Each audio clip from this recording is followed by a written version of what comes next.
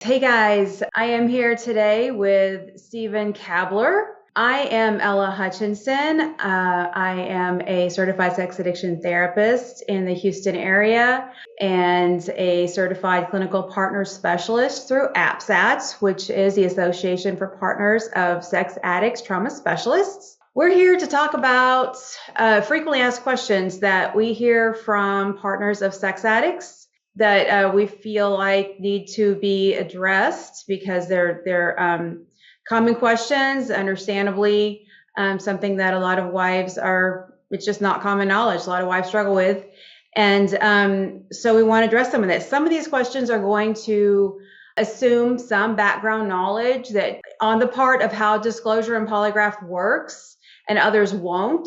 So just bear with us. But as we go through it, we'll do our best to explain, but we are focused today on polygraph and using that with disclosure, understanding that when we say full disclosure or full therapeutic disclosure, that doesn't mean disclosing information at home. That means working with a sex addiction therapist to guide you through that process. So Stephen Kabler is a senior polygraph examiner, Army veteran, history with as a sheriff's deputy in homicide, criminal investigations. And, I think you are a pioneer in the field of sexual addiction disclosure, polygraph and maintenance exams. Not the first one to do these things, but you're the one that has made it what it is today. We've been working together, I think about 15 years. That's about right. And people fly here from all over the country, all over the world. Yeah. For you. To work with you because you have a very unique way of doing what you do. And you are the only one. Sometimes I joke that I'm stuck here in Houston because you're the only examiner that I'll work with. I like Texas, but I don't like the climate in Houston. So is there anything, Stephen, that you want to add about yourself, about your history? No, you said most of it. I started this with the military, and right out of the military, I started working with the sheriff's department. Did that about 13 years. Really did all criminal investigations. Did that for a long time. That gave me some real solid background in interviewing techniques, understanding people, seeing people. I like to say this all the time. I've heard it said many times, God gives us all a gift, and that's different for every person. But I really do believe that God literally gave me a specific gift. I'm not very good at almost anything else, but I believe that the best way to say it is I see people. Maybe that can make sense to you and maybe not, but I don't just mean detecting when people's lying. I can do that too. We depend on the science behind everything to do that. We rely on that, but I do. I think I see people, and it's what helps me get people to a place by the end of a polygraph. And lots of things change in that 4 hours from the time I meet a person, boy, who might be bowed up and angry as crap when they first get there, to the time they leave, to a person who's truly willing to give the information and get past it. I think that's where the skill lies, right? Seeing somebody and figuring out what will it take for me to get that person where they need to be to pass. And so I think these questions, we have quite a few questions here, and they're going to address most of that. I want to start by saying this. It's not possible for us to answer every question that a wife has, because it is important that the person taking the test does not understand some things. And it's not because we're hiding things from them. What's important is that he doesn't, in polygraph, you hear people say all the time, knowledge is power, but that's not true in the polygraph. It is power for the partner to know and understand, but it can literally cause the examinee to fail a polygraph by knowing too much information. I don't think it's important to go into what that information is. I think it's just important to tell people how to engage in the process in the best ways. And we hope to achieve that with the answers to these questions. So I'm going to let you fire away and we'll just get started. Yeah. Okay. And, just to add to what you said, yeah, I agree. I think that you do have a gift at what you do. And in terms of information that is helpful for wives to know, but not for the addicts. And we're I should add, we're going to say wives a lot because that's what we work with the most in terms Good of point. partners of sex addicts. But there are those who are engaged and not married. There are male partners of sex addicts, female sex addicts, and we're aware of that. And this information applies to all of that. Sure. Yeah. I had to say that in my polygraphs. Like, it's a habitual thing to say wife because that's 95, 98% probably of what we see. And so, I have to ask for forgiveness a lot of times, right? Forgive me if I do it. It's not on purpose. But most people are pretty gracious about that. Yeah, that's just what we work with the most. Who reaches out for help. Yeah. All right. So, and also I wanted to add in terms of what you were saying about knowledge is power and what wives need to know or it's helpful for them to know. When I'm preparing a wife for a disclosure, we talk about that stuff. And we'll talk more later, but you also send wives emails with lots of information so that they do have the understanding that they need to have. Some things are not going to make sense, but we do our best to help them to know what they need to know. So my first question, and some of these questions have been submitted by wives that I've put out there, and had them submit some questions, my clients, others, and even a couple from colleagues. And then some are just questions that I've put in there that I get asked a lot. So the first one, just what is the goal of therapeutic disclosure polygraph? How is it different from, say, a criminal exam? That's a good question to start with. And so I'm going to answer all my questions based on my perspective, right? The therapy side may come from a little bit of I expect it would come from a little bit of a different angle. Mm-hmm. But my job is to see to it that the person has told the truth. There's only so much I can do about that, but I can help.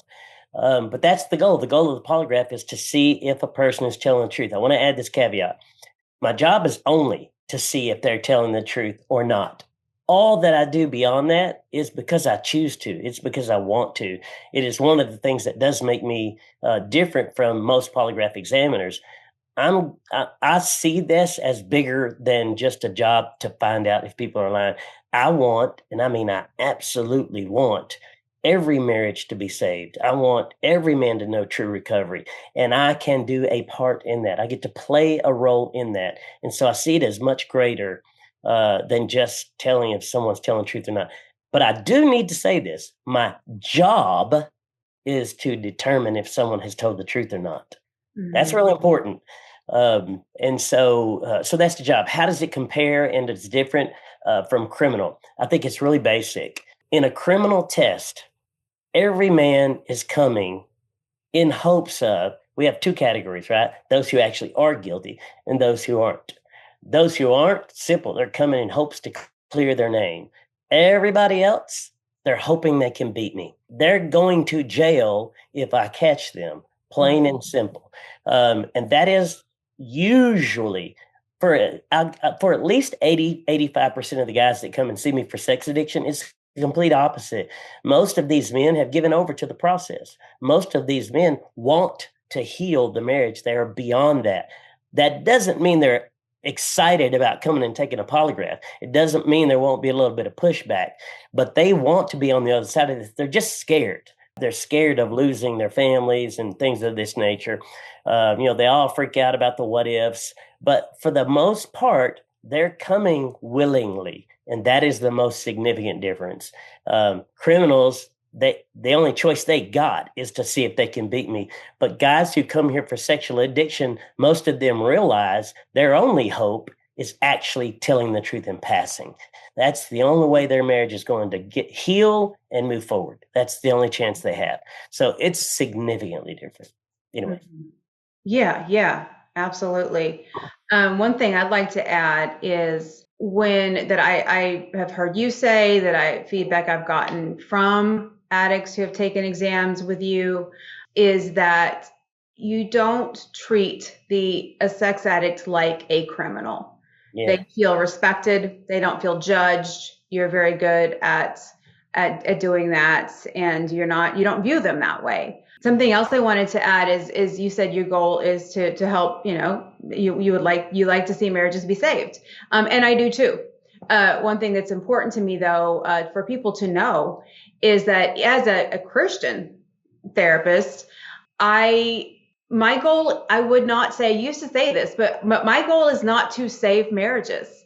I love when marriages can be saved. That's what I want. I'm supportive of whatever the wife or partner wants, and what she decides to do.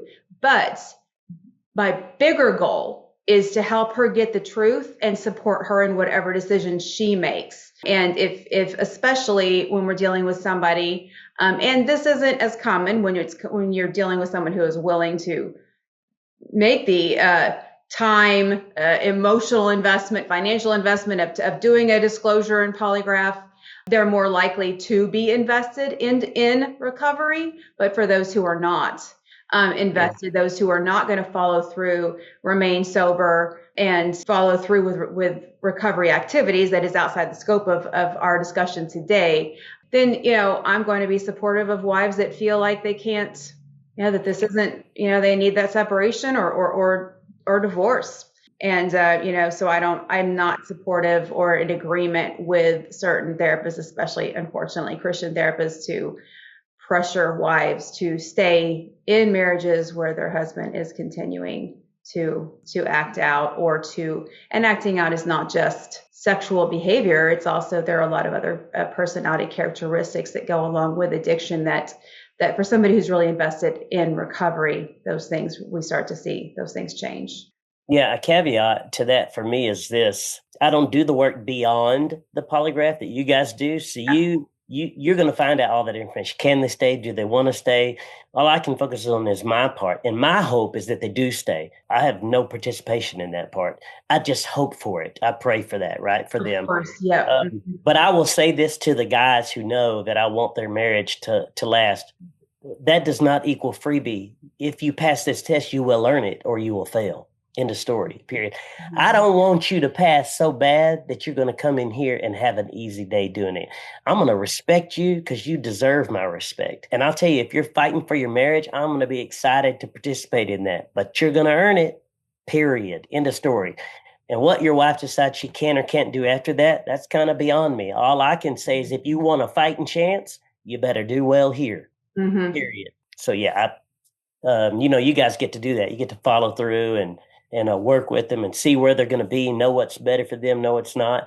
I'm just in the beginning of the fight, and so I want to fight. And I mean that in a good way. Yeah, and I don't think either one of us would be in this field if we didn't believe marriages can be saved. That's my story. Yeah, for sure. And, and I've obviously seen it quite a bit. In fact, for the clients that come to me for disclosure, for the 3-day intensives that we do, which is how we, the context that we do the disclosures in, we do see the majority of couples that they do stay married. So it's definitely, there's a lot of hope there that I understand that a lot of wives don't feel, and that's okay, in the beginning. Sure. And for a good while, I've been there, I get it. But that hope is there for the marriage to be saved. Okay, so the next question, kind of piggybacking on what we've been talking about, do I need to do a polygraph with a therapist? Why some will say, why can't we just go to the polygraph examiner? And, so is there a reason we shouldn't just do it on our own through the examiner? What are your thoughts on that? Yeah, so I come across this a pretty decent amount, actually. And so here's what I will say. You're asking my opinion. I think you're crazy if you do this without a therapist. You don't understand the guidance you're going to need until you start this thing. And here's the thing. I'm a polygraph examiner. I can't be your therapist. So when you ask me if you can do this on your own, you're really going to be on your own. And I tell you, if you were able to do that, I don't think you'd be where we're at. I'm not saying it's impossible. I'm just saying, man, you really trust me. I've done this a bunch of times, and I get to compare those who come to me without it and those who come to me with it. The ones who come without it, it doesn't ever really gain them anything. And the truth is, most times people come and they've already decided what the test should say, and they just need it to support their theory. And that's because they haven't had anybody work with them. They don't realize, hey, this actually could be different than what you expect it to be. I'm going to sum that up to say, I just really think you need the therapist to guide you. But there's so much work to be done beyond that, and you don't get any of that. I mean, you're just on your own trying to figure out. And again, I would say if you were able to do that, probably we wouldn't be here. That's just that's what I think. Mm-hmm. So, and from the therapist perspective, it is considered a best practice, first of all, that each partner have a support person present for the disclosure. But because it is a traumatic experience, it's less traumatic than those receiving a little bit of information here, a little bit there, discovery here, discovery there, which is generally what happens. And you can, a lot of half truths and finding things. And so it's less traumatic to get all the information in one sitting and to have somebody there to offer support before, during, and after. But beyond that, when there's preparation for the addict, when he is, and in our experience, we want a minimum of about a month of preparation. You're going to need a lot more prep time if you're not doing a polygraph. And we're going to talk about that a little bit more later, but a lot more time is required, but minimum 1 to 3 months is the amount of time that we take. And depending on how much time they have largely, and how invested they are in the process, to really help the addict to create a thorough disclosure, to really help him go back and create a timeline and create a disclosure involves our whole life, their sexual history. And and the wives deserve that information. So that's one reason. It's another reason that I feel it's so important that they go through a disclosure, a therapist, so that they are able to get a more thorough disclosure. Because people, it's just a long time of acting out and a lifetime of information. And so, they're gonna submit a rough draft. We're gonna give them feedback. We're gonna say, nope, add more information. Take out this, I don't know, take out this, I don't remember, and think harder. And we're going to help them figure out how to do that so they can access some of those memories they've repressed or suppressed, I should say, and to help them to get all the information that, the wives get all the information that they need. I think another important piece to that too is that the partners, they want an after action review. I mean, they want to go over if that's not my job. That's not what I do. And I have the next couple that I have to test. Mm-hmm. I don't even allow the partner to be there during the test because it's chaotic and the next person has to deal with the fallout from that test. That's just a no. And not only that, the leading up to, couples would come. This used to happen early on. Couples would come fighting and bickering, and they'd be in the, first the guy gets there and he's rattled like you wouldn't believe, and they're in the lobby bickering. And, this is traumatic. Trauma doesn't come without an outward response. And so that's just, I can't have that in the lobby. And so we've gotten to a place where I have to separate. Like, I don't allow anybody else. You couldn't be in there with him anyway. And so there's not a good reason. Yeah, that's never allowed. That's never. Yeah. So they never are able to even come. And so, man, they're left afterwards with just an answer. And that doesn't help them a whole lot. They need someone to process all this with them. So, sum it all up. Yeah, you can do this alone, but you are alone. And that's not healthy, and it is not a way to move forward. It is very difficult to move forward with that. You just have one more big bombshell on top of a big bombshell that you just got. So, I just think that that's the bottom line. You take the advice and get professionals to help you. Yeah, and one other thing I just thought of, the addict can say, you don't have permission to give her any details. True. Where all she gets is what he says, or all she gets is, okay, he passed or failed, but doesn't know anything else, You share new information, which we'll talk about more, that pretty much always comes out, new information when he's with you. And why would I agree to that?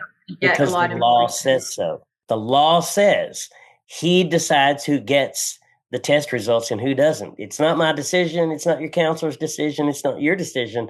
The law says it's his decision. Now, what I do is I make sure that decision's made before they ever come, so that when he gets there, he's willing to sign for the appropriate people to have access. And that's a decision that they've made and agreed on before he ever came. And Yeah, so of course. that's important. I haven't worked that out. And I got to be honest, if a guy comes and tells me no one gets it, I'm going to send him right out the door. I'm participating in this for a reason. And it ain't for him to see if he can get over on a test.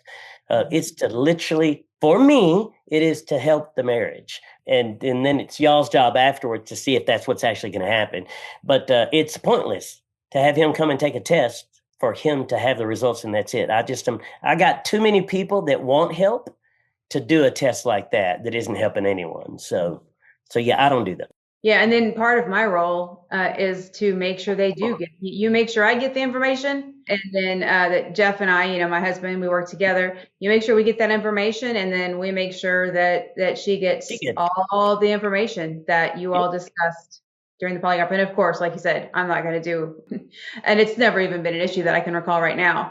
I'm not going to do a polygraph or disclosure at all. If they're not willing to do a polygraph, I'm not going to do the disclosure with them. For one thing, that's pretty unique to me. I'll refer them to somebody else. That's their choice. I'm not going to force them. I don't want them to feel forced. They've got to be willing.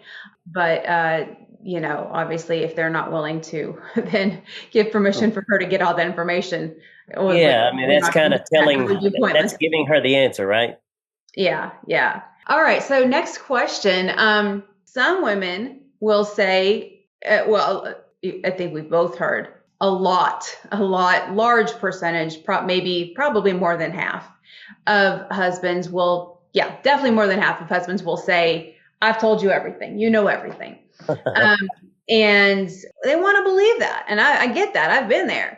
They want to believe their husband. And so sometimes they'll say, well, why is the polygraph necessary? If he's told me everything, I believe that he's told me everything. I don't think I need a polygraph. Some will say, I don't even think I need a disclosure because he's told me everything at home. And others will say, well, why can't we just do the disclosure without a polygraph? I had a guy recently say that he'd been married 40 years. And so that kind of makes my point for me. For 40 years, you thought you've known because he's been saying, no, you're crazy. That's not happening. Why would you say that? Guys know just how indignant to act. They know just how angry to pretend to be. They know all the 40 years. You hear wives say this all the time. Oh, he could have been in the CIA. He's so good at it. And my response to that is always, well, no, he's just had 40 years of practice with you, right? He's good with you. But that's kind of not on the same line there. But he's been lying to you for 40 years and getting away with it. But now you feel like, hey, he's probably telling the truth. It's just more of the same. He's able to manipulate just like he has for 40 years. And I'm not trying to beat the guy up. Maybe he has. But here's what I say to the wife. You don't know. If you did know, you probably would have known all along. And so I just think that if just as lay people, if we had that skill, I don't think you and I'd have a job. I don't think we'd have these situations. And I don't say that to beat up the wife. I mean, good Lord, bless her heart. She's already been through the ringer. That's the point. But you have trusted that you knew all along and been deceived. I just think some confirmation is better than what he has proven for sure is he can't be trusted. That's what he has proven. We hope to change that over time. We hope that we're using polygraphs eventually to show he can be trusted. He's changed. But, when this all comes out, the only thing we actually know is he's not overly believable. Mm-hmm. And so I just think it's quite a risk to say, well, he's probably telling the truth now when he doesn't have a reason or anything verifying that. It's giving him a lot of credit he has yet to earn. That's what I think. Yeah. When I have a couple sitting in front of me, and this happens fairly often, and he says that he has told her everything. Sometimes I'll say this, often I won't, but I'll say right now, I'm always thinking, no, you haven't. Yeah, of course. And it's not in a critical way. It's not in a where I'm thinking negatively of him. It's simply experience. It's simply what I've seen. And there are reasons. It's almost never a malicious thing that they have lied and deceived and kept secrets throughout the marriage. I'll also hear a lot of times, I've been acting out for 5 years. I've been acting out for 11 years, and they've been married for 20, 40, 60 years. No, you haven't. That's not how addiction works. Right. I would say 99% of the time they've been acting out since long before Kindergarten. adolescence. Yeah, or, Yeah. or before. Yes. Yeah. And but there are reasons that aren't relevant right now, but there are reasons why in childhood they learn to lie. They learn truth isn't safe. Yeah. But so there are reasons for that. It's not an excuse. They know the difference between right and wrong. But Sure. so I have sympathy for that. I have compassion, but just the reality. And then when you add on what we see in disclosure, I can't think of an example where new information didn't come out. Sometimes it's more of the same, a little bit, not as shocking to the wife, and other times it's there's that huge smoky gun, a huge piece of information, or multiple things that come out that she didn't know. That sadly happens a lot, but I can't think of an example right now where nothing new came out.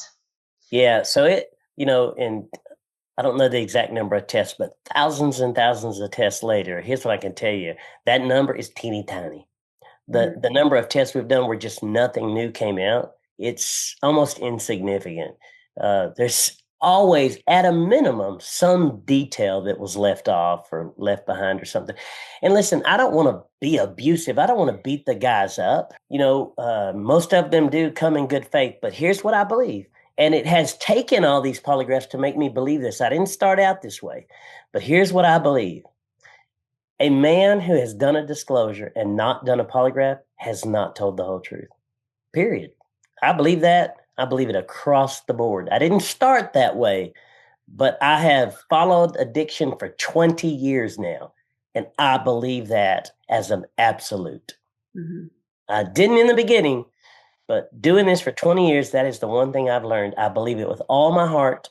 If they have not followed that disclosure with a polygraph, you do not know the whole truth. Yep. Fully agree. Yeah. So. With this next question, different, just like many things with disclosure, different therapists do this differently. Sure. Some will do a disclosure before a polygraph before the disclosure, so that, and the purpose there is that way they they test on the written disclosure whether it was thorough or not, and then she doesn't have to deal with the potential trauma of getting a failed exam, hearing all of that information, and then finding out that there was a failed exam.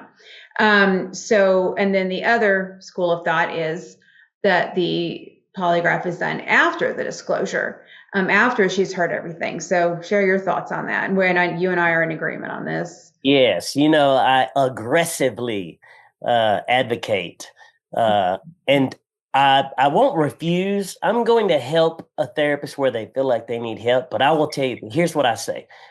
This is not, I'm making this assessment over a lot more polygraphs than most therapists have done disclosure, if we're being honest about it, in 20 years.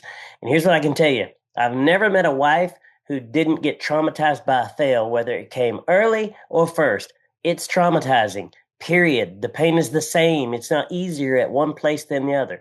But here's the difference that does matter. If you do the polygraph before, she gets no participation, not real participation. She doesn't even know what's in the disclosure. And you can't assume she does. Some wives know most of it, but you can't assume that. You can't afford to assume it. If she does the polygraph, or the polygraph is done after the disclosure, she gets to, one, know what's in that disclosure. She gets to process what she just heard, and I guarantee you she will have follow-up questions that she won't even know to ask if it's done beforehand. So I don't think you're doing the wife any favors by doing this up front. And I'll tell you what else it does. We're making decisions about process. How many people have failed? It just between you and I, it's been a small number. Very right? small. It's not significant. We bank on the ability to get them to give the rest of the information. That's why, as you said earlier, there's almost always new information, because we work to get that new information out of them so that they pass. And so when you do the polygraph before, you're banking your process on a failure that actually happens in the smallest percentage of time. So rather than make your process based on what happens most of the time, Who does that? Like who banks on their client failing? Who banks on their client not doing well? I mean, it's almost like saying you're guaranteed not to prep them good enough. I don't know. You just don't. I will do it. Any therapist says, Stephen, this is the way we do it. I'm gonna say, I'm gonna support you the best way I can. But when the clients ask me, Stephen, what do you think is the best way? I am adamant there is only one way to do it. And that is because I've done it a ton both ways. And I'm telling you, it just never, ever, ever works out as well. The wives always come back with new questions that can't be asked on a maintenance. You can't ask disclosure questions on a maintenance. And so she feels really frustrated and unsupported. And here's another thing. A lot of clients don't always go back to their therapist after these things, but they almost always come back to me. So I get to see some of the destruction from these things because people get mad at their therapist really quick, right? They're quick to blame them if it doesn't come out the way they wanted. A lot of that happens in these cases. I'm not saying there's any one therapist particularly who loses their clients all the time because of this, but it most certainly happens. And they're angry. I mean, they're angry. And it's not like they go back to the therapist and say, well, we don't think you did us right. They just come to me and then they complain. And so my job is to keep giving them what I can. But here's the thing. I have to follow the rules. We're mandated to follow these rules. These are not Stephen Kabler's rules. And so the wife just kind of gets stuck in a place of, well, I never got to know because I didn't even know this stuff existed. Yeah. And so, especially because the majority of the times guys will pass. But here's another thing. If we don't ask it, can they pass a polygraph? Yeah. If we're not asking it, they may not specifically be lying. I don't know every walk of your life. I don't know every just right, perfect question. Yes, I'm really good at it. You've seen my questionnaire. I'm really thorough, but I still don't know every perfect thing that's happened in your life to know to ask it. And she doesn't know because she hasn't even seen the disclosure. She doesn't know if it's on there, if it's not on there. And so, yeah, I think the best way is for the whole disclosure process to go through. Let her hear the disclosure. Give her a minute. Let her process what she's heard. Go over any last minute questions she has or concerns she has so that by the time he gets to polygraph, he's answered those. It can happen two ways. Like with you guys, she's getting her new questions while he's driving. And so y'all will send those to me. And when you're not in an intensive, we have more time. And so I might get those the next day or the next whatever already answered. But the point is she gets to hear the disclosure and she gets to process. Y'all typically process that with her. Other therapists, she just gets to process by herself. Either way, it's good, right? She gets time. And so, yeah, she just doesn't get any of that. So I just feel like she's supported in one situation and she's not in the other. And if it's about the client, then that's the best way. Because to me, that's what's best for her. Mm-hmm. She's gonna go through the pain no matter whether it's at the front or the end. Yeah. Agreed. Same thing. Yeah, they're going to always have clarifying questions after the disclosure. They need the chance to ask those questions and to clarify. They do those here. They, with us, they hear the disclosure. We'll usually take a break where I'll talk to her one-on-one. She'll have a chance, if assuming that he is okay with it, and we've never had one that isn't, to read over the disclosure. She doesn't keep a copy of it, but to read over the disclosure to help her kind of process visually, especially if she wants to do that. And then I'll give her some time alone if she needs that, just to help her come up with those clarifying questions. She also takes notes if she wants to during the disclosure as he's reading it to her. And then, she will ask those questions here and then after that, he will leave to take the polygraph. And we have our reasons that I explained to the wives on why we like to do the polygraph the same day the same day of the disclosure. Some don't do it that way, but largely just because we want to get all the re-breaking done in one day. and not make her wait till the next day to get the results and new information that has most likely come out during his time with you. But yeah, then, I'll send questions over to you. Maybe she thinks of some more after he leaves. Or maybe there's something she asked, but she's still not feeling comfortable that he was fully honest about it. And so we'll add that in there just for some extra reassurance for her. But with your process, all of that is included in the polygraph. So that way, everything, her clarifying questions are included and covered in that, versus if it's done before, that can't happen. So some women, they want, or partners of sex addicts, they want they want a polygraph. Most do, once they learn what it is and how it works. But some addicts will say, it's not necessary. I've told you everything. You're being controlling. You're trying to dictate my recovery to me. Why don't you trust me? Things like this. Or they have concerns that you're going to use that information against me. You're going to, like if there were a divorce, then that could be used against me in court, things like that. So how would you respond to a husband who is resistant to doing a polygraph because he's telling her she's being controlling or she's being too hypervigilant or things like that? Yeah. It's funny. This may not be a good answer to give here, but here's what I would say. And I say this to a lot of guys. Just for 2 seconds, imagine your wife sleeping with someone else. Oh, I bet that would change your opinion real quick. Why doesn't she believe you? Are you kidding me? I mean, does someone really have to talk you into why you should have to do this? It's really a shame that you'd have to be talked into. But I will add, if it's helpful to people, you've seen this. Like, I make the couple sign a contract with me, and I won't do their polygraph if they refuse to sign it. And that contract says basically you agree not to use me to testify in court or to use any of my documentation to testify in court. Let me say it boldly. I will not participate in anyone's divorce. That is not why I do this, and I want nothing to do with it. I get that every couple can't stay married because of the damage that is done, and I totally get it. And if that's what the wife chooses, I would never ever fault her for that. I'm just saying I choose not to participate in that, and so I'm not going to have him use it to defend himself, and I'm not going to have her use it against him. And if they're unwilling to do that, I'm not going to have any part of it. And so that should help, hopefully, both of them, actually, not just one or the other. But I don't think you have a leg to stand on. The whole point of all this happening is because you've been untrustworthy. You have violated the marriage, period. You don't have a leg to stand on. That is the simple answer. You have not earned trust. It's simple. You have not earned trust. Matter of fact, the complete opposite would be you have shown an inability to be trusted.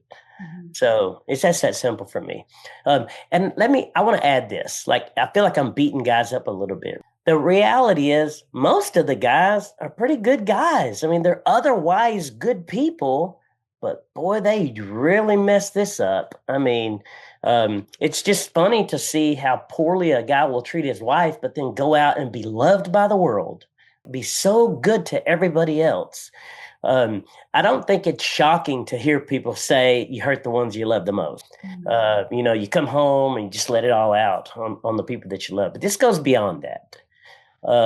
And so the simple answer is, if you want to be trusted, you have to earn it, period, end of story. And you can earn it by being willing to hold yourself accountable. And that's what polygraph does. Right. And so anyway, I will say, I'll add that I don't see wives leave their husbands because of what comes out during the disclosure. It's a lie. Yeah. When I see marriages end, it's because he continues to act out. Yeah. Or because he refuses to do recovery. And so the personality traits that go along with addiction, there are abusive traits, lying for one, often almost always other, verbal abuse, self-centered behaviors, things like this. That it's when these things continue, the slips, relapses are occurring, that wives leave. It's not, you wouldn't, it's hard to believe, but it isn't because of what comes out during the disclosure. Yeah. So that's something that is you would think it doesn't make sense, but it's true. Most of them know coming here. Most of the wives know coming here that there are these things to find out in a disclosure, yet they're here. Yeah, that's the whole thing. They're not going to come if they couples that come to us and that come to you for the vast majority, they want to save their marriage, or at least they hope to save. Yeah, that's right. Yeah, they hope to. And so, that's very relevant as well. Yeah, I think so. So let's talk about accuracy. There's a lot of misinformation around polygraph out there. There is, just a lot of, it's not common knowledge.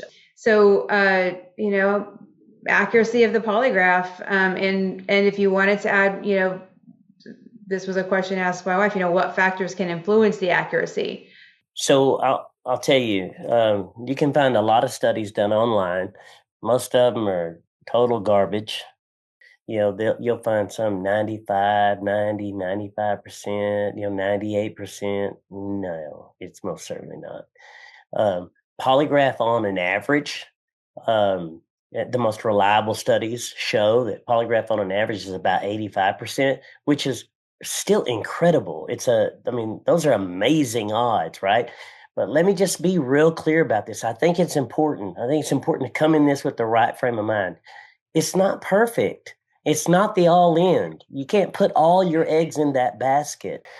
There's a lot more to do than just take the polygraph and that be your all in. Not to mention, we touch on this a little bit, but there are lots of rules and regulations and do's and don'ts and cans and can'ts that matter in a polygraph, which leave you in a situation where you can't rely on it solely. And I'm not selling that to you. I'm not selling it to anybody. Here's what I can tell you. It is not only the best thing we have, it's the only thing we have. And I will tell you from my time with the Sheriff's Department, it just works, period. But it's not perfect. There are scenarios and things that can happen to cause problems. And I'm going to tell you the most important one, which might actually surprise you, Ella. I don't know. The biggest hindrance to getting reliable data on a polygraph is a lack of fear of consequence. So, one of the things you always want to be careful is say, oh, we don't want to put this on the spouse. I agree. We don't want to put this on the spouse. But let me just tell a truth. If he does not fear the consequence, his response to that polygraph is not going to be significant like it would be for a man who's terrified his wife might leave him if he messes this up. Believe me, that polygraph's going to be a firm, solid 85. It's probably going to be the 95 on that guy. I have people that come in here and I'll ask, if you fail this test today, what's going to happen? Oh, she might get mad, but he knows she's not leaving. Let me just tell you, there's an impact. I hate that that's the truth, but it is. It do me no good to tell you something different. If there is no real consequence, the polygraph probably won't mean a lot to him. I'm not saying it won't work at all. I'm just saying chances are significantly higher for that guy to be able to pass the polygraph and get away with lying. The guys who truly do strongly fear the consequence, they're going to most likely always be in that top percent of it working just right. But I think a common mistake that's made too is, and we'll just jump into this because it's one of your questions. Guys remembering things or guys giving new information after the polygraph. There's a significant difference in he passed and got away with it and he remembered new information after the poly and told me. For some of these, like I had a guy this week, right? 40 years. And that's just the 40 years of marriage. That's not 40 years of his life. That's just the married part of acting out. If you think he's going to remember all that detail and all that information accurately, give me a break. That's not going to happen. It's simply not going to happen. If he does a good enough polygraph, a good enough disclosure and works really hard on it, he's certainly going to be better than a guy who doesn't put the right effort into it. But even still, I'm telling you, you know, two weeks later, a month later, he's going to be driving down the road and see a cow in a field that's going to make him remember whatever happened back whenever, that you, the spouse, because men and women are so different, that you're going to, how possibly could you not remember something so hurtful to me? And I know you truly feel that way, but I'm telling you, if I had a nickel for every guy that happens with, because they don't see life through that same lens. They just don't. They don't feel through that same lens. It is going to happen, and you have to see it for what it is, not what it feels like. A lie means he knew that data on the day of the test, and he deliberately didn't tell it. And that is way different than remembering something 5 minutes after the test. And so I think it's real important to know those differences. I'm not saying that's the way it happens all the time, but I'm saying that is probably the highest number of ways that happens is that way. It certainly happens every year that we'll have a small number of people that'll pass the polygraph when they should not have. My wife and I try to keep up with that pretty good. And when you do the math in comparison, that's less than 15%. It's usually significantly less than 15%, but it does happen. And so you just have to go in a polygraph realizing it's one more tool. But that's what it is a tool. It is not the all in. You don't stake your life on it. You use it for what it is. It's a great tool. It's the best tool you got for finding out if he's telling you the truth or not. There is nothing better. I honestly get tickled at people, both partners and therapists, who will believe their gut feeling is better than the polygraph when it's been proven time and time again that's not working out real well for you. And so I'm just saying, depend on it the way it should be depended on, not more and not less. Yeah. Yeah. I will say that what I see is different than what you're saying. I see this much less often, where new information, I see it, where they remember things after the disclosure of the polygraph. I do. Yes, it absolutely happens, but I don't see it real frequently. We do have, I would say the majority of our clients do follow up with us, and like you said, probably maybe more follow up with you than they do with us. But because we have, we've got people that come, so many people that come from out of state that we encourage them to come back for what we call an aftercare, 1 or 2 day follow up. But where the polygraph is part of that. But that's what you called earlier, a maintenance exam. Yeah.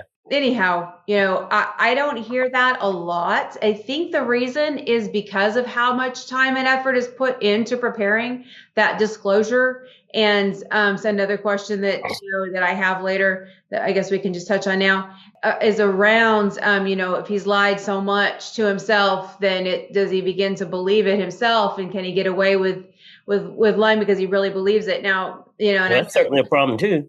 And from my perspective, there is research that shows that what this is compartmentalization. It's actually very rare that adult memories are, fully repressed. They are suppressing them. two different words, pushing them down, trying not to think about them, trying to forget them. And but when they're lying because they're trying to protect themselves. And then sometimes they do temporarily forget things because they don't want to forget, they don't want to think about it. But as they create a timeline, as we work with them, we help them to write this disclosure, and they are spending their time, whether there's something about writing that is very different than talking in terms of triggering memories. And so there's that aspect. And then there's just, as they're going through their day, and they know they've got this intensive coming up with the disclosure and a polygraph, things are going to pop into their head, things they haven't thought of in a long time. And so, they're going to, what I say is, yeah, are you going to get every single time he ever looked at pornography? No, of course not. That's not possible for them to remember every single incident, but you're going to get the big picture. They're not leaving out huge things. No one ever does. They're going to remember that stuff. You're going to get the information that you need, and in order to know what do I need to heal from? What is my truth? What is my reality? And I feel like wives can really feel safe and confident that they're going to get that information they need. Yeah. One thing's probably important, because you're asking about the perspective, from polygraph, is mine and your perspective could be different on quite a number of these. And here's why. You're one client, right? And y'all do y'all's a certain way, and you'll see, I'm going to totally guess, right? But if you have a full week, you're probably going to see somewhere between, depending if you're doing a 3-day intensive, stuff like that, but anywhere from 2 to 7 clients, I imagine, in a week. I'm totally guessing on that. I'm just trying to think, doing a 3-day intensive, doing my own math on that might not be right. But I'm going to be doing them multiple all day, every day, right? With 450 clients all over the United States. So I'm going to have a really wide perspective of how often all this stuff happens. And you're doing a style. You're doing the style that you guys have. So you're going to continue to see probably the same kind of results that you see. But man, I have therapists that do it every kind of way you can imagine. And so, sometimes I'll end up in a 7-hour polygraph. Sometimes I'll end up in a 2.5-hour polygraph. So yeah, it's just every way in the world. But I see that quite a bit. How much of that is based on the style? That'd be hard for me to say, because my style is the same. You know what I mean? But I imagine spending 3 days in an intensive, your outcome's just about got to be better. You're spending so much time and effort on it. But anyway, so I think we covered that pretty good. Yeah. What else you got? Okay, so I'm going to combine a couple questions. One, do the results of an exam rely solely on the machine, or are there other factors? And do you believe some examiner success rates are different than the averages? And if so, why? Yeah, so polygraph results are not reliant upon the machine at all, like 0%. The machine records, so we rely on it to function properly, but we take the data and we assess the data 100%. So the machine doesn't do that. It simply records. Okay, how do you understand that? Because I'm having trouble following that. Because to me, what I'm hearing is, and I know it's not what you mean because I work with you, but if I were, a wife on the outside listening, I would think, well, then what's the point of what's the point of using a polygraph examiner versus somebody that just reads people well? No. We rely on the recording taken by the machine. Okay. We just don't rely on the machine to tell us what that means. Oh, okay. Makes sense?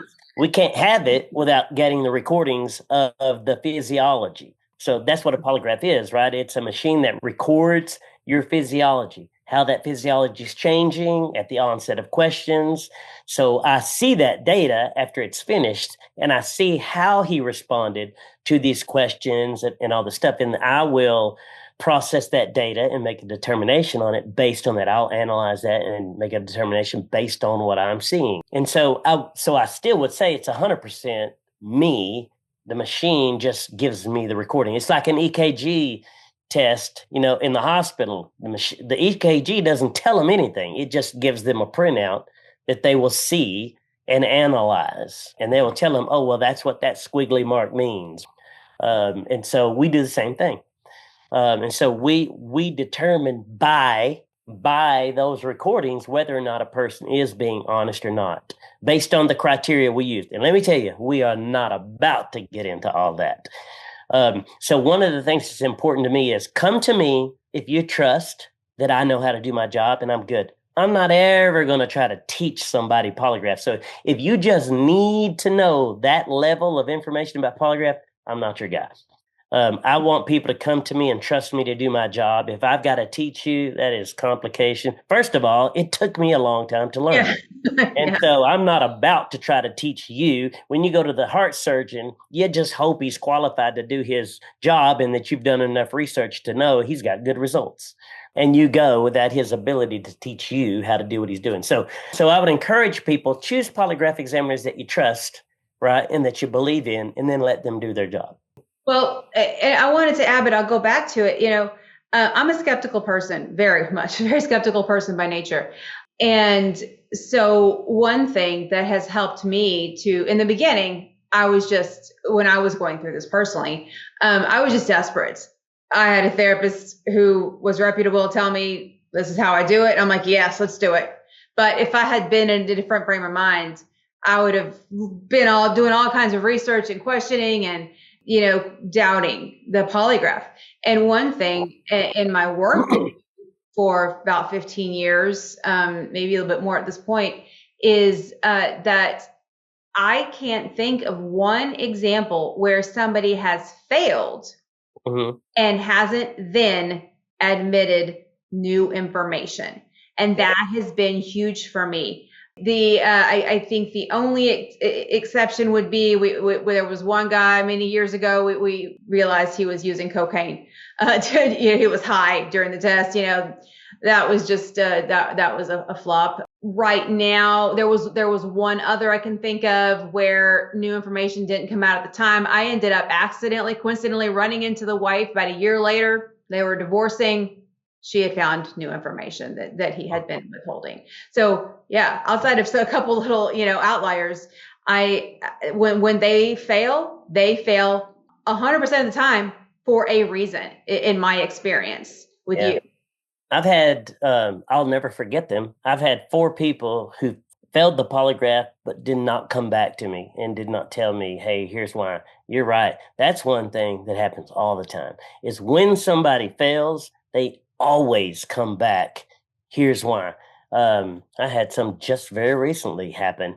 I pride myself on the fact that it doesn't happen often because I think if you're going to call me good at my job, then I need to be able to pull that stuff out of people. That's not a polygraph examiner's job, by the way. Our job is only to tell you if he's lied or tell the truth. But I want more than that. I want to get him to tell me the whole truth and give him the best shot at saving his marriage, giving her the best opportunity to make good decisions based on information she's getting that's real. And so that's what I want to do. But yeah, that is something I can confidently say. We always have people come back because here's why. They're going to lose their marriage. If they don't get back in there, tell us why they failed, they're going to lose their marriage. And so, yeah, that usually works out in our favor almost every single time. So, yeah. And again, you're right. Like there's those couple. I mean, we said it earlier on. It's not perfect, and we do have really small numbers of people.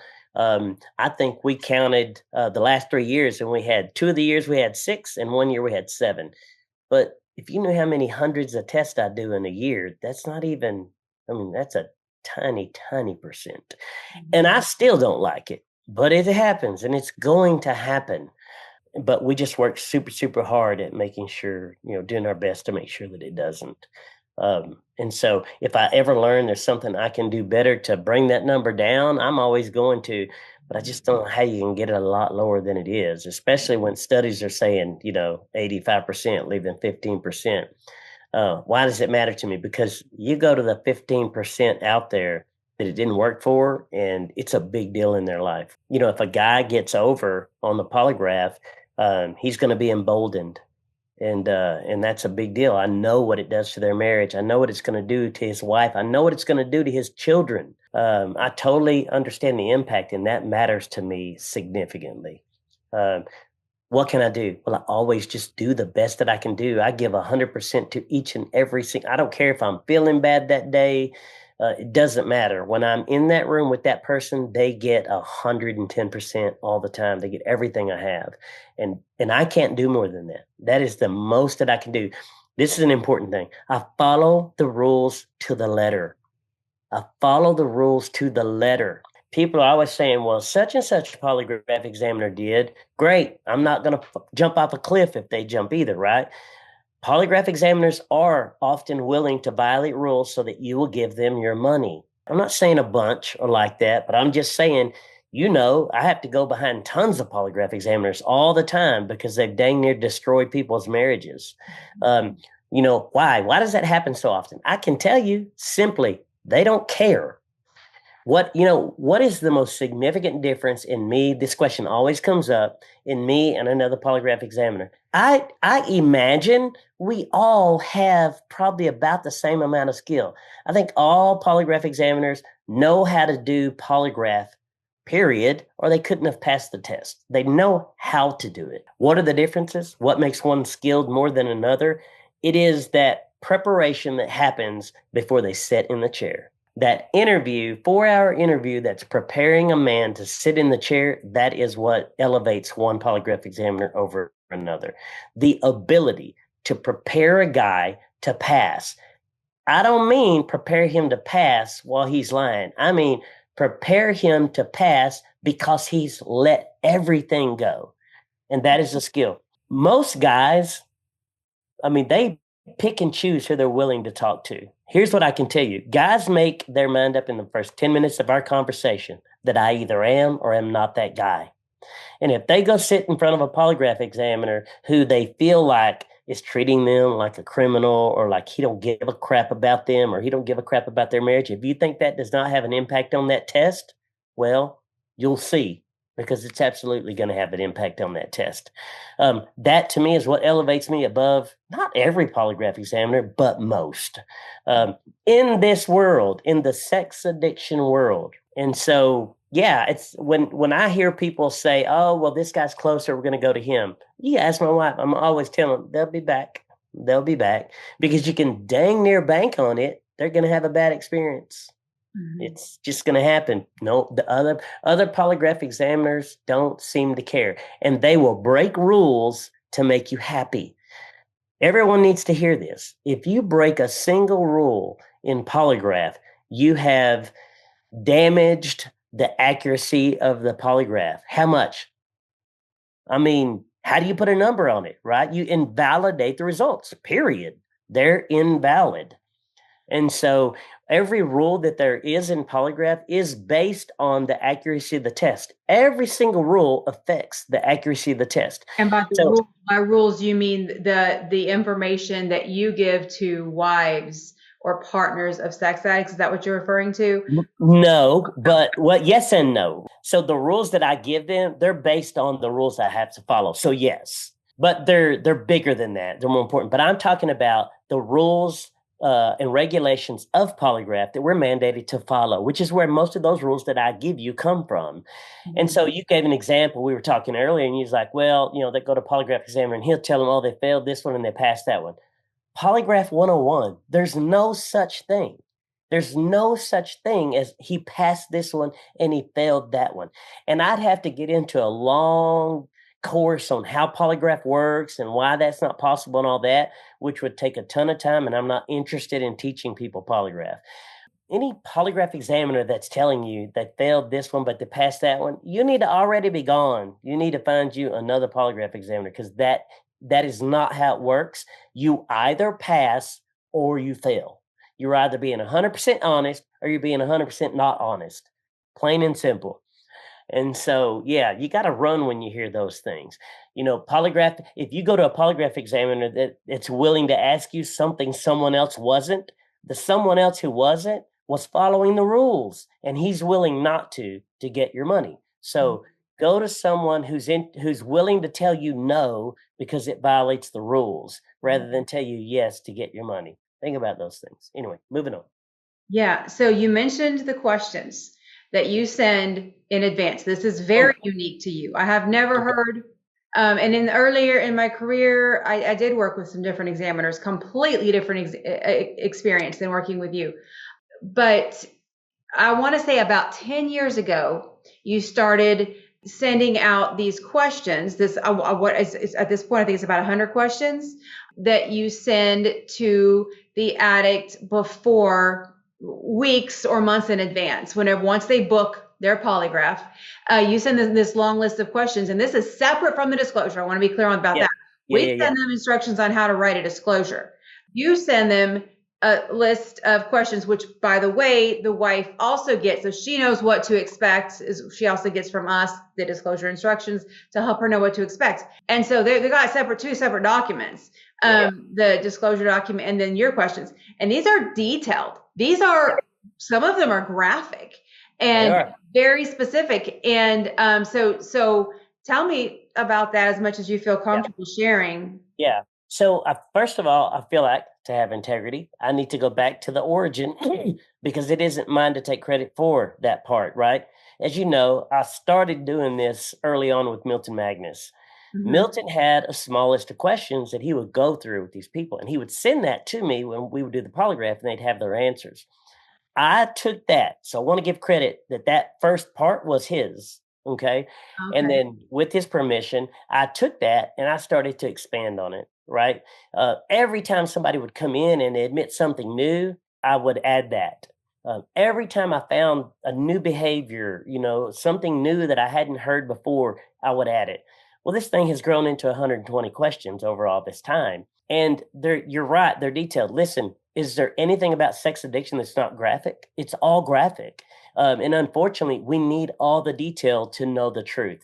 This is important about the questionnaire. So, yes, I send it. When I send out all my information, I send two emails. The first goes to both the husband and the wife, and it has that contract we talked about. It has the questionnaire so that both see it. It's blank. The wife is just going to see what it is he's going to be answering. So that as she's trying to develop her questions, she doesn't, and it's important that you don't. The work is hard enough. Don't double dip on the questions. Don't re-ask a bunch of questions we're already asking. That really makes the process a lot longer and harder. And so, but yeah, I want when you write a disclosure, my goodness, some of them are like storybooks, right? I mean, we've had these 33 pages long. Oh yeah. I don't have time to read his novel. I want the bare bone facts, right? I did this many times. This was the acts I engaged in. These are the places that I did it, et cetera, right? I don't need any of the story that comes with it. I don't need to understand what was going on in time then. That is all for therapy. I need the fact only. And so that's why we do a questionnaire. And so copying and pasting from your disclosure into your questionnaire is unacceptable. I don't accept it and I'll kick it back. And listen, men, if you're not going to follow the rules, I'm not going to have the patience to give you the help that you need. If you're going to come to me, we're going to do it the right way, or I won't participate.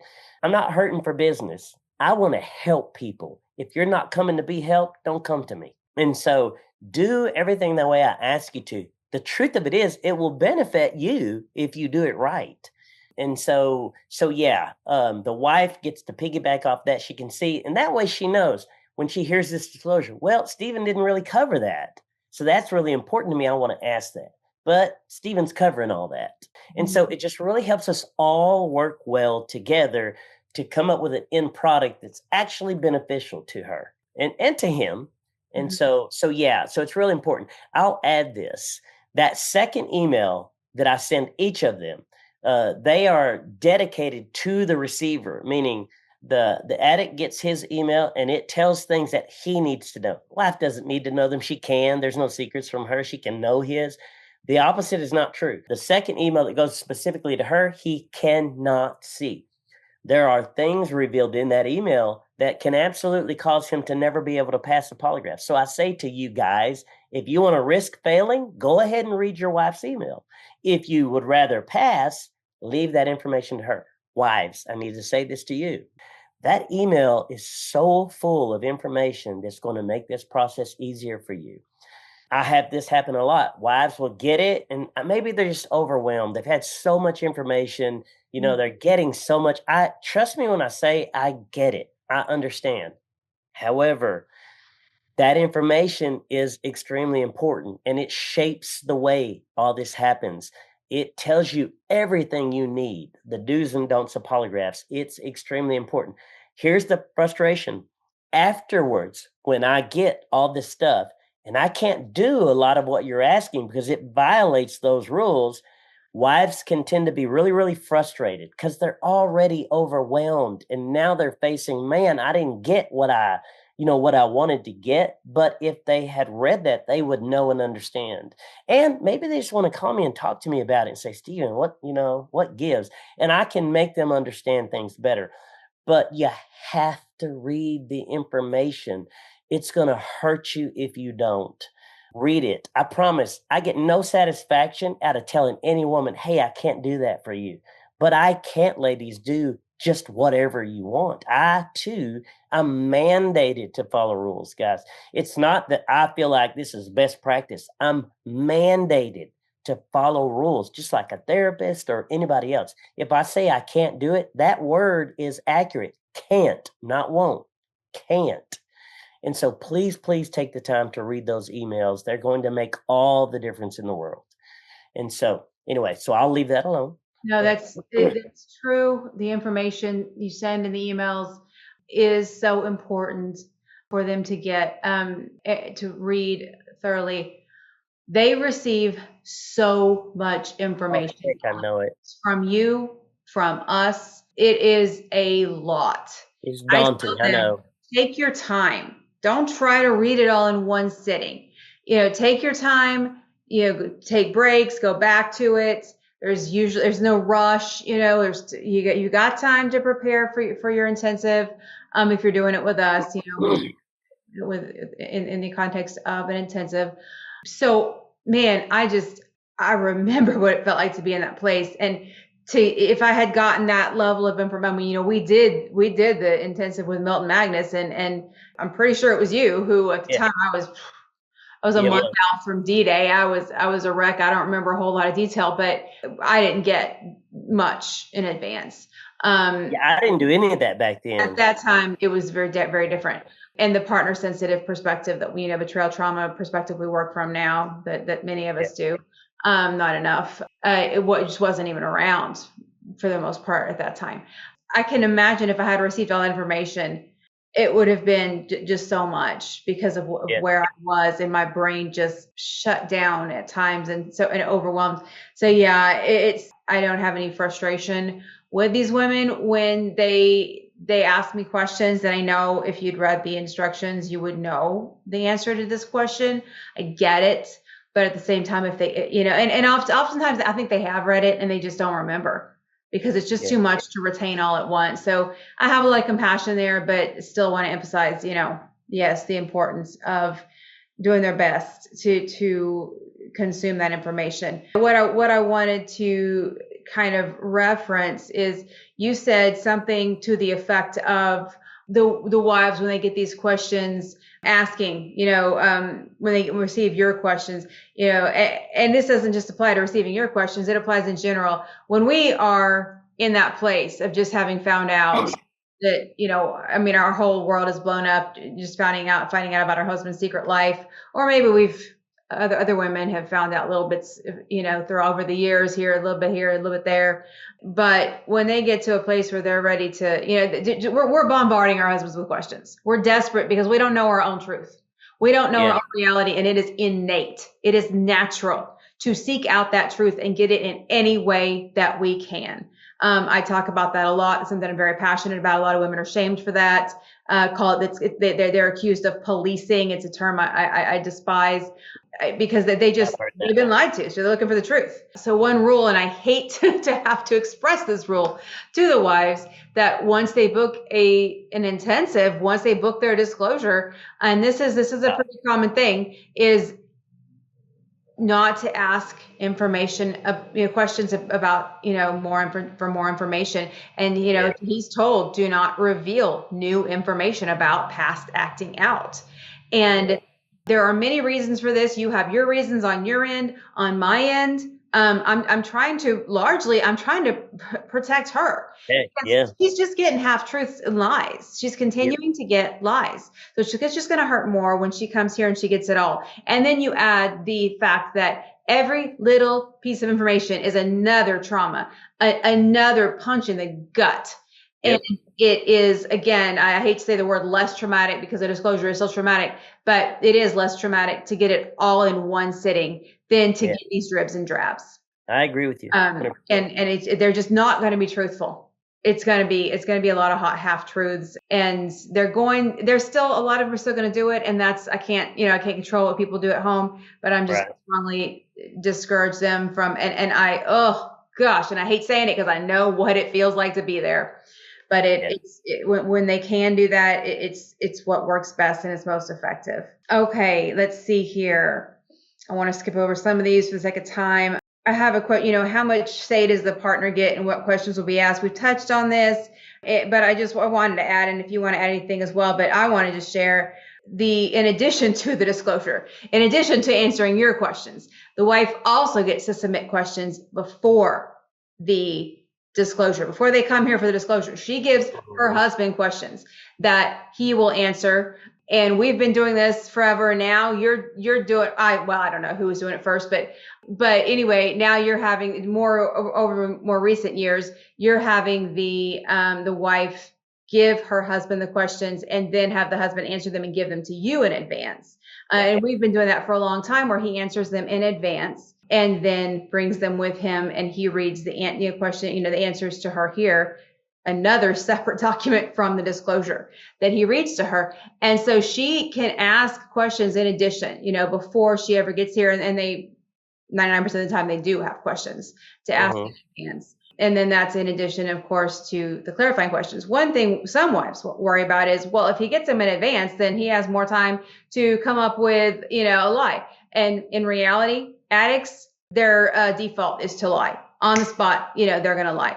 If they have time to think about it, you're going to get a higher chance of them being truthful, a higher chance of them giving you're going to get a more thorough response because they have time to think about it and to remember accurately.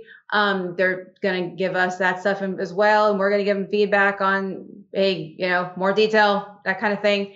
And so, and there was something else I wanted to say around that. It'll come back to me. But anything you want to add on that? Yeah. And so there's a reason that I do that. If the wife, it is a huge misconception that he can prepare himself to pass the polygraph. He either has that personality trait or he does not. You hear people talk about sociopaths all the time. Yeah, they're like kryptonite for the polygraph. Mm-hmm. But no matter how much time he has, when he's sitting in that room, he knows he's lying or he's not. And you can sit with that question for 9 months. But when you come in that polygraph suite, it is like minute number 2. You know you're lying. So there's no way to prep your body not to respond. Matter of fact, you can't even practice that because it happens different in real time. Here's what it does allow. So imagine, this has happened to us before. Now, we've had some polygraphs that go 6, 7 hours. And most times, not always, most times it's because there's just so many questions to try to get through. And I desperately want to get through every wife's, all of their questions. But when he's having to sit there hearing those for the first time and he's having to process and think this through, that takes up a lot of time.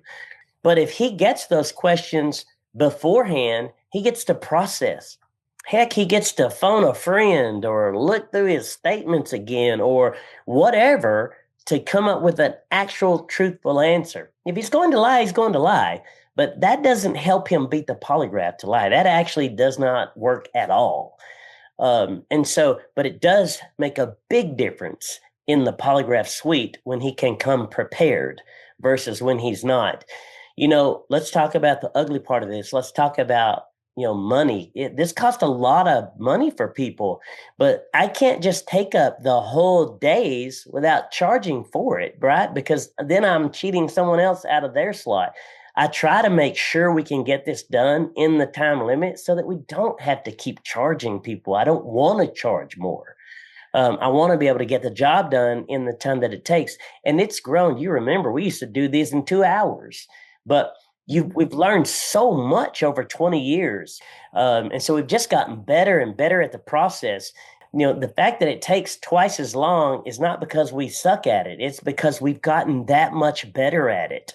Yeah. We get so much more information than we used to, so much more detail than we used to. And so, yeah, we're just better at it, but there's got to be limits, and the partners can really make a difference if they're not allowing themselves to believe. Listen, we talk about the trauma over and over and over, and you get in that trauma place and you just have fear responses, right? That's really just a fear response. And I get it, but that's why you got to listen to the professionals who are trying to guide you and lead you. Trust that we do know what we're doing. Trust when I tell you, I do polygraph. I've been doing it for over 20 years. He can't prepare that way. That's not how it works. No matter what he says to himself 1 billion times, when he gets in that polygraph suite, he's going to be denying it for the first time with me. And that's when he's going to have the reaction, not any of those million times before. And so he can't do what she thinks he can do. It is an absolute, just not factual that he can prepare to pass the polygraph. He either already has that skill or he does not. But that skill is usually simply, I'm going to say this like it is, his give a crap don't work. That's the skill, if you want to call it a skill. But it's really just a personality flaw, plain and simple. And that goes back to the consequence thing. So that is the number one reason. There are other reasons, medical, psychological, that we could get into, but what's the point? You can't adjust those. They are what they are. Mm-hmm. But that one, the partners can adjust significantly.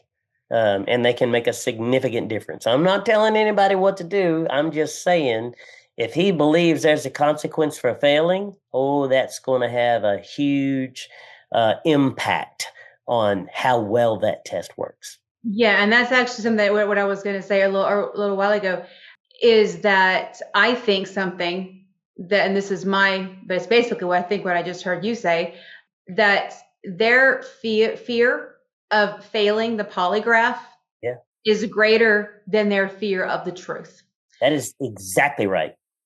I've been saying that for years, and I think that increases, in my opinion, I think it increases the efficacy of the polygraph, just simply that right there, that they know. That's exactly how it works. And then they get into your office. That's right. If they weren't scared before, they get in there and it's real all of a sudden, because man, that compartmentalization is powerful. Yeah. And it hits them. This is real. And they sit beside that chair, because the whole interview, they're sitting right beside that chair. Right beside it. And, it's like looking at the electric chair for 4 hours, knowing you're about to get into it. Trust me, it does its own work. You don't need to do anything to make this work better, except make sure there's a consequence for lying. That's it. And you might not want to go into all of this, but just suffice it to say, and please add if you want to, but they're sitting on something in the chair. Oh, yeah. They are hooked up. They're hooked up all over the place. So many bodily, reactions, mechanisms are being measured during this test. And so it's, not only is it terrifying to look at that and see what's about to happen, but I mean, it just, to me, makes me feel more, your body, unless you're a sociopath, it's 1% of the population, where you don't have a conscience at all, right. Which is then, you're not going to react, but that's something I very, very rarely see.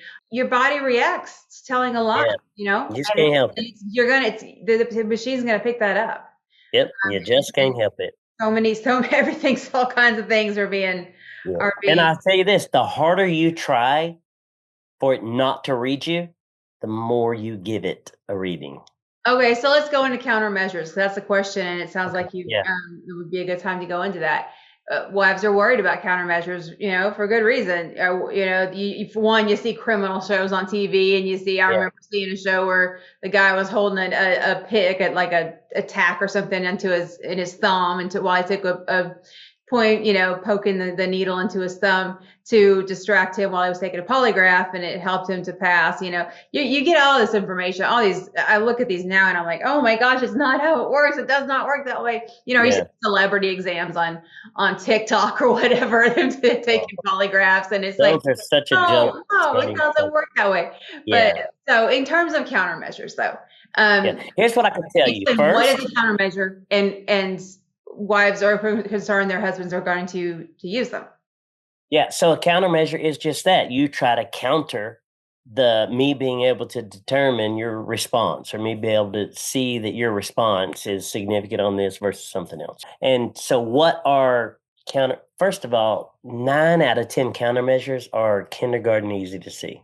Kindergarten. I mean, these guys are reading stuff from 1970 something, and it's just like, because they can't employ or new things, right? They just, all there is what there is out there. And so 90% of it is so kindergarten easy to see. Like, it's easy for us to see it.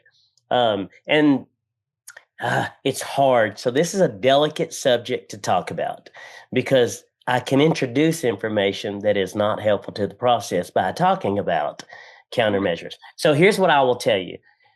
They're just kindergarten easy to see. I'm not going to tell the ones that are harder, because I don't want to put that information out there. But I will promise you, 9 out of 10 people aren't using that countermeasure because they're not even skilled enough to try to pull that off. Understand this. What would it take for a countermeasure to be effective? Practice, lots of it. Where are you going to get a polygraph machine to do that practice? You're not. They're extremely expensive, and nobody's giving you one to practice on. Trust me. I've had a couple people want to come practice their polygraph, and every polygraph is going to tell them what I told them. You got to be kidding me. What are you? No, right? You ought to be embarrassed for asking me. That's not happening. Mm-hmm. You couldn't give me enough money to let you come practice a polygraph. Give me a break. So people don't have access to what it would take for them to practice countermeasures. They're just, winging a prayer, trust me, and they're going to lose. Countermeasures is not why people pass polygraphs. It's got nothing to do with countermeasures. So few people are successful at the use of countermeasures. It's not. People are passing for 2 reasons. Psychological issues that I don't have the ability to determine, or they simply don't fear the consequence. And I got to be honest with you, that's the number one reason. It's the number one reason, is that people don't fear the consequence. Yeah. And so that's probably all we should say about countermeasures. But ladies, don't give them that much credit. You think your husbands are the smartest person in the world. Trust me, I get it. But most of them are just average guys like everybody else. I have women come to me and they're so scared. Yeah. Because these guys, they're such good liars. And sadly, and I have trouble even understanding and comprehending this one, but they've often had really bad experiences with other therapists who have believed the addict's manipulation and his lies. I don't ever want to get cocky, because I can be wrong. But I'm wrong a lot. Me too. But I'm very good at seeing through the BS. Right. These guys come in, and these wives that have warned me, or sometimes not, but they're so scared. They've been so minimized and invalidated by other therapists. They're so scared he's going to manipulate us.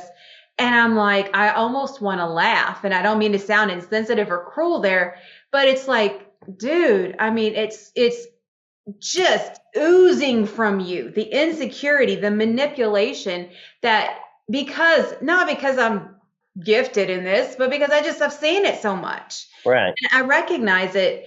And so I tell them, don't worry, and if I don't catch it, Jeff will, because Jeff says you can't manipulate a manipulator, he's got right. that, But so they're worried that they're going to be able to fool us, fool you. Oh. But I understand that. They don't know what to look for, but we do.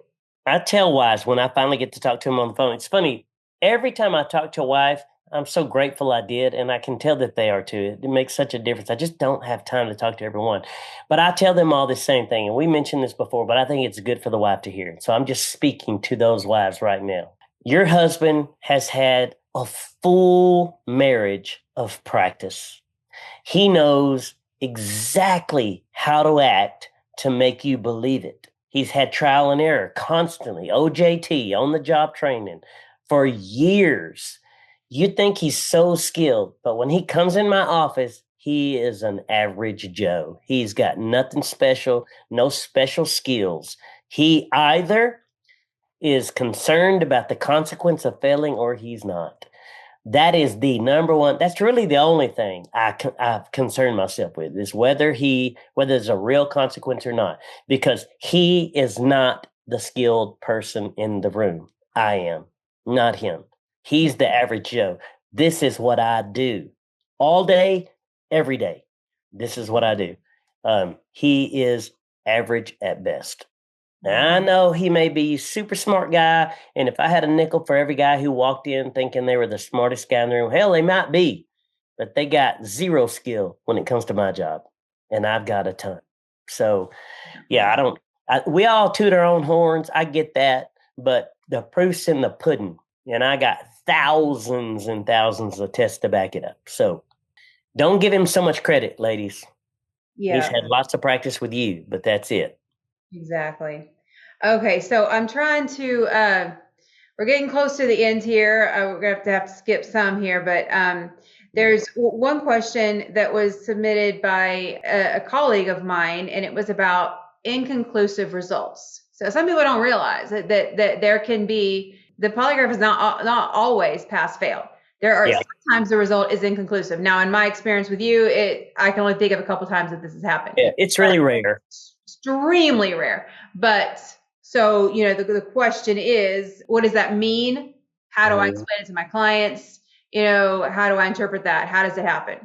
Okay. So for one, there's a reason that it rarely happens because it happens a lot in other tests that I do. Not a lot, but it certainly happens. I don't know what percent it is. I've never paid that close attention to it, but it certainly happens a lot in comparison to sex addiction. Why? I can tell you why. Because the average guy, far more than the average guy, the highest number of guys come ready to do this. They're giving into the process. They're trying. It's not very often that by 30 minutes into the polygraph that even the most stubborn of guys hasn't given into the process. They trust that I'm there to help them, not hurt them, and that changes everything. And so they're working hard, and so I'm getting good response from them. Here's the truth of it, and this is not going to make anyone happy, but it is a truth, okay? First of all, here's what inconclusive means. It means I don't know. It means there's not enough significant data to make a determination one way or the other. It's that simple. What does that translate to? I don't know. Believe me, I don't like giving that answer. I hate it. Does it happen? It does, but not even enough to talk about it a lot. Because with sex addiction, it doesn't mean just come prepared to work.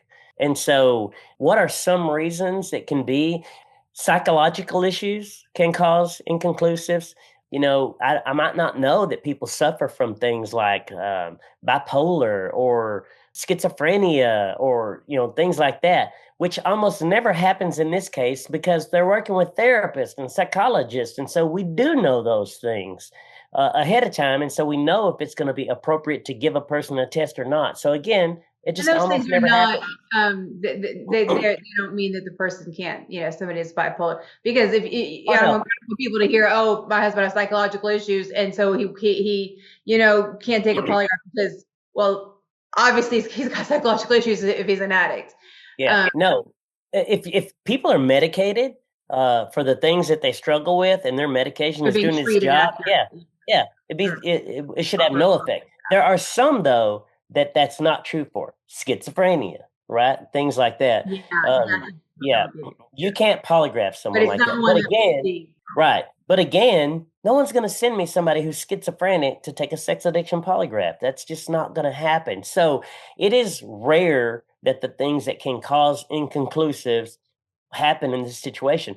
Someone can be lying about being on a narcotic, a strong pain pill, a hydrocodone, or something like that.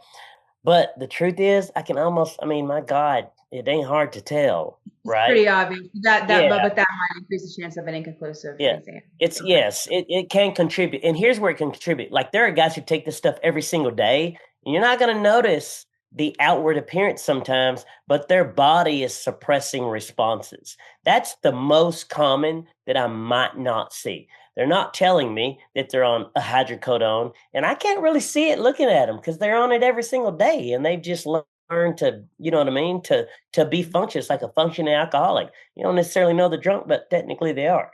But again, we're talking about such teeny tiny number of people. It doesn't happen. Here's a truth. Most of the time in sex addiction, if I've had an inconclusive, I couldn't honestly tell you the reason why, because the reason is not obvious. If it is, I would have done something about it. And that's the other part. If I could know what is causing the inconclusive, we wouldn't have one because I would fix it. And so yeah, I think that's also why they happen so few times, because we do see things from time to time that can cause it, but we just fix them. It's easy. And so like people will try to control their breathing and things like that, which can cause an inconclusive, but I'm all over them. I'm all over them. And I don't tolerate crap like that. If you're going to act, stupid in the polygraph, you're going to be out of there. It's just not going to happen. And so most guys just don't try it. That's why, like you said, we just rarely ever have those. But I can never promise you it can't happen. It can, it just almost never does. That's probably enough on that subject, probably. Yeah. Okay. All right. So, how often does new information come out during the polygraph after the disclosure has been read? Information that Mhm. was not in the disclosure, but it comes out with you when they're talking to you. Yeah. It is extremely rare that that doesn't happen. It ain't always smoking gun information. Oftentimes, it's not a smoking gun. There's almost always some level of detail. And I'll send it over thinking, oh, well, this is an automatic. And I'll get from you guys, yeah, that's not in the disclosure. I'm like, oh, okay, there's another detail. There's almost always something. It is what's rare is that there isn't something. And those do happen, but it's pretty rare. Mm-hmm. So, yeah. Yeah. And one thing that is unique about you, in my experience, I don't know the percentages, but I think this is pretty unique with you, is that an addict can share that information with you, Mhm. something that was not in his disclosure. Yep. And as long as he gets all that information out with you, with the understanding that you're going to get all that information to us, Yeah. and his wife will be receiving it, he can still pass the test. You just led into one of your future questions, so we might as well address it while we're here. I'm covering it now. Yep. And so wives will get really upset sometimes. How did you pass my husband when he lied? It's important to understand this. When he was in there, he did not lie. He told the truth. Yes, he had lied to you, but he tested, confessed the information, and therefore is no longer lying. And you get that information. It's given to you. So he's also no longer lying to you either. He did, but he's no longer lying to you. And it surprises me sometimes how that becomes a really, really big deal. And so I don't mean to treat anybody like a child, but it's important that we go over that slow and that you get it. Yes, he did lie to you, but he came here and then confessed that lie that will be then given to you, right, as part of the results, and is no longer a lie even to you at that point. And so that happens constantly, like all the time. You've said 90% of the time or more. Yeah, easy. Where new information comes out with you. Absolutely. And I love this about you. This is one of my favorite things about the way you work, is that because the goal of the polygraph for us is to get the truth. Yep. It isn't, and most wives appreciate this because that's what their goal is, to get the truth. Yeah. To know. There have been some women who have questioned, well, why did he get to pass if he was lying to me? because they want him to feel the consequences and to be failed because of the fact that he lied. And I get that, but Sure. that's the goal is to get the truth. It's not to teach him a lesson here. If you want the consequence for him to suffer the consequence, you'll ensure that he does. Yeah, exactly. Right? He's going to feel the consequences. And that's one reason well, it just makes me think, it's not the only reason, that these guys, some of them they feel this success, like they passed their polygraph and it's like, awesome, I did a great job. The wife is not going to respond well if he comes back and he is feeling real good about himself about passing the polygraph, because the reality is you had to take a polygraph to get to the truth. Well, I tell them that when they leave here, don't be walking out of here throwing no party, brother. Yeah, and we don't see that a lot. We used to see it more often. But because it's not a win. Now, I think it's a big deal. These guys that are willing to take a step in the right direction. It's a very big deal. It says a lot about where their heart is. Yes. They want recovery, and they really do. I believe in the vast majority of these cases, they want to get the truth out. The day that Jeff got, what we call D-Day, Discovery Day, the day that the information came out, the big information in our marriage, he says it was the best and worst day of his life. I get that a lot. Because it was, he so desperately was tired of carrying around these secrets. It's a huge burden. Yes. That's everything in your life and in your marriage, even if the wife knows nothing. It's a matter of intimacy, because there's something in between you there. Yeah. And it was such a relief, even though at the same time he was terrified of losing everything that was most important to him. But that he was able to, that information was out. And then of course, later when we did the full disclosure, all of the information coming out, which was a lot more, which is a mixture. I'm not going to ever pretend to know what it's like to be a sex addict and to go through this process.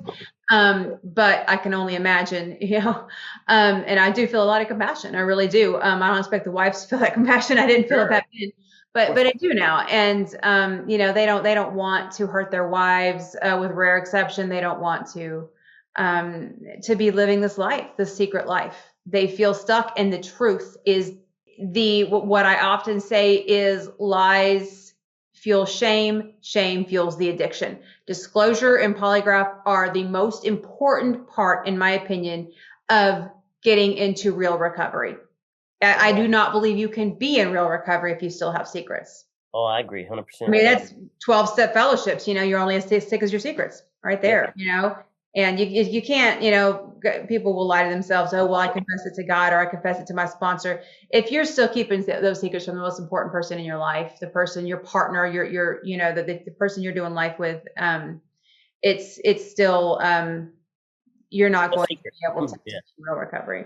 I think we already covered, a lot of these questions that I have, coming up here. I have some questions about follow-up maintenance exams. I'll just say, and you can add to this if you want, what we call an aftercare. With a follow-up exam, some women don't, or some people just don't know what that means or what that is. We recommend that there be a follow-up exam. This is for accountability. Jeff loves this. He loves that. He's still, I want to say about 18 years into recovery. He still takes periodic polygraphs. We recommend that there be a follow-up 3 to 6 months after the initial one, another one about 6 months after that, and then, yearly, annually, indefinitely. At this point, Jeff does them every couple of years, but, for the longest time, we did them yearly. And it's not something I make Jeff do. It brings me a lot of safety and but he likes the fact that it gives him accountability and that it gives me safety. It's comforting. You don't have to make him do it, right? That's comforting. If you're having to do it, then that's not a good sign.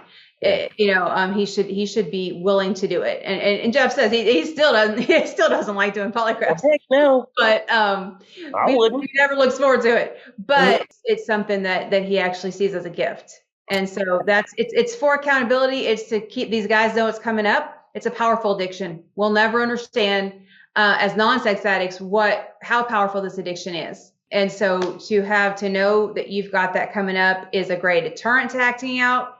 And if there is acting out, the wife isn't having to wait for the other shoe to drop. She knows it can bring her a lot of peace to know I'm going to get that information. It's going to come out. Yep. So anything you want to add to that one?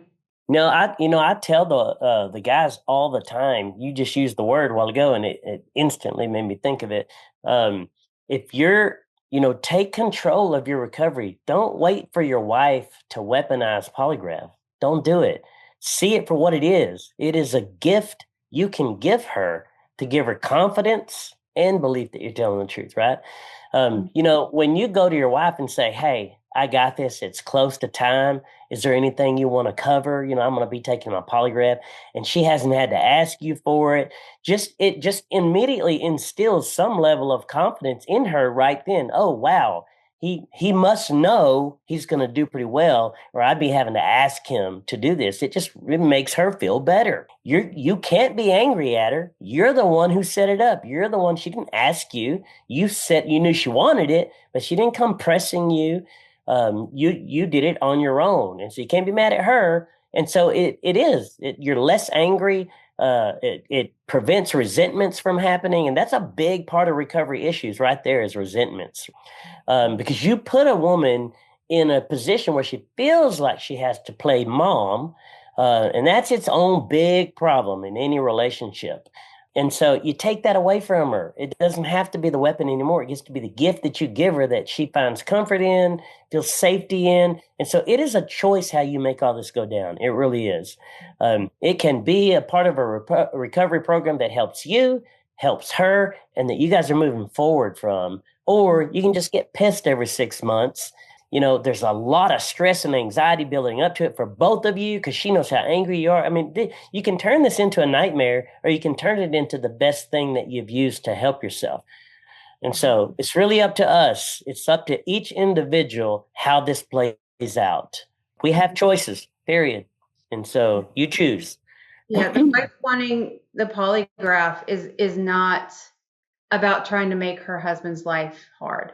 Is not about control. It is not about a lot of the things that, and there are a lot of other things that can, I talk about that are for the same reasons that, the fact that she might be checking up on him, or, wants his location services to actually am a supporter of, or want monitoring software on his devices. These are for safety. These are not because she's trying to control him. And I get a lot of these guys, they feel controlled. They feel like they're being treated like a child. She doesn't want to have to live this life. She doesn't want to have to want these things. Right. But the more that these guys volunteer that stuff, the safer she's going to feel, and the sooner that she's going to not need a lot of these things. Whereas on some of them, they're just good things to continue doing indefinitely. But either way, just I think it's important to point out that these women, their motive is not to control, is not to punish. It is for safety because they're scared. They just don't want to get hurt again. That's exactly right. They're scared. Yeah, that's it. They're scared. As a man, if you told me my wife was afraid, my God, that would hit me in my core. Like that I would have a problem with that. I would need her to feel safe. I would need it. Yeah. And so yeah, I think again, it's choices. It's your choice. All of this is choices, right? Choices got us here. Choices will get us out of it. All right. Thank you so much, Stephen. I'm really glad. I know both of us wanted to do this to help wives out, to help partners to get this information. They're so desperate to understand. I know it's not going to answer every single question they have. Right. And but it's a huge start. I know we've talked for a long time, but I think it was necessary, and I hope that this will be as beneficial as I think it will be. I hope so. I think it will. To have a better understanding of some of these things that we've talked about tonight.